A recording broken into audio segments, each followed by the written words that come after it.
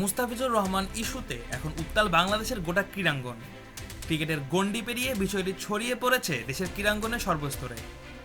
বিসিসিআইয়ের পক্ষ থেকে কলকাতা নাইট রাইডার্সকে মুস্তাফিজুর রহমানকে ছেড়ে দেওয়ার নির্দেশ দেওয়ার পরে শুরু হয় তীব্র আলোচনা ও সমালোচনা। এই আলোচনা ও সমালোচনার বাইরে নয় দেশের ফুটবলও। প্রথমে গণমাধ্যমে ক্ষোভ প্রকাশ করেছেন বাংলাদেশের কিংবদন্তি সাবেক ফুটবলার আমিনুল হক। এবার সরাসরি অবস্থান জানালেন বাংলাদেশের ফুটবল ফেডারেশনের প্রেসিডেন্ট তাবিথ আউয়াল। রোববার সকালে সামাজিক যোগাযোগ মাধ্যম ফেসবুকে তো এক দীর্ঘ পোস্টে তাবিথ আউয়াল স্পষ্ট ভাষায় নিজের হতাশা ও প্রতিবাদ তুলে ধরেন। তিনি লেখেন, রাজনৈতিক চাপের কারণে আইপিএল 2026 মৌসুম থেকে মুস্তাফিজুর রহমানকে জোরপূর্বক বাদ দেওয়া হয়েছে জেনে তিনি গভীরভাবে হতাশ।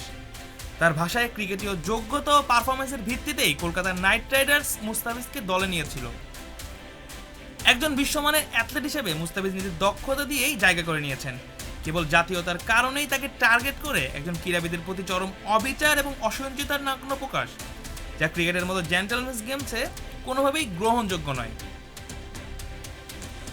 তাবিথ আউয়াল ভারতীয় কর্তৃপক্ষ ও বিসিসিআইয়ের প্রতি আহ্বান জানান খেলাধুলাকে রাজনীতির বাইরে রাখার জন্য। তিনি স্মরণ করিয়ে দেন, খেলাধুলায় রয়েছে মানুষের মাঝে বিভেদ ঘটানোর ও জাতিকে একত্র করার অনন্য এক শক্তি। বিভাজনের হাতিয়ার হিসেবে নয়, বরং পারস্পরিক বোঝাপড়া ও সম্মান তৈরির মাধ্যমেই খেলাধুলাকে ব্যবহার করা উচিত। পোস্টের শেষে তিনি মুস্তাফিজুর রহমানের প্রতি সমর্থন জানিয়ে লেখেন, শক্ত থাকো মুস্তাফিজ, পুরো জাতি আজ তোমার পাশে আছে। ইতিমধ্যে বিসিবি থেকে একের পর এক বড় সিদ্ধান্ত আসতে শুরু করেছে। শনিবার রাতে বিসিবির জরুরি বৈঠকে ভারতের বিপক্ষে বাংলাদেশের আগস্ট-সেপ্টেম্বরের সিরিজ বাতিলের সিদ্ধান্ত নেওয়া হয়। একই সঙ্গে মুস্তাফিজুর রহমান ইস্যুতে আন্তর্জাতিক ক্রিকেট কাউন্সিল আইসিসিকে চিঠি পাঠানোর সিদ্ধান্ত গৃহীত হয়েছে। শুধু তাই নয়, আগামী মাসে অনুষ্ঠিতব্য টি-20 বিশ্বকাপে বাংলাদেশের ভেন্যু যেন ভারত থেকে সরিয়ে শ্রীলঙ্কায় স্থানান্তরিত করা হয়, সে বিষয়ে ক্রীড়া উপদেষ্টা ডক্টর আসিফ নজরুল বিসিবিকে নির্দেশ দিয়েছেন।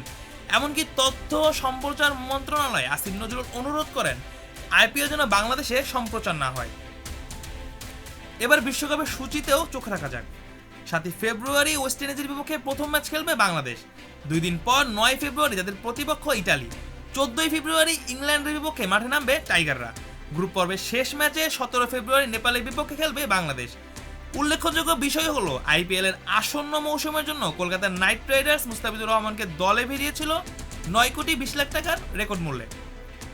তবে ভারত ও বাংলাদেশের মধ্যকার রাজনৈতিক অস্থিতিশীল পরিস্থিতির কারণে সেই সুযোগ থেকে বঞ্চিত হচ্ছেন দাফিজ। স্কোয়াডে ডাক পাওয়ার পর ক্রিকেটীয় পারফরমেন্স নয়, বরং রাজনীতির বলি হয়ে আইপিএল এর মঞ্চ থেকে ছিটকে পড়া ঘটনাটি খুব সম্ভবত ইতিহাসেই বিরল।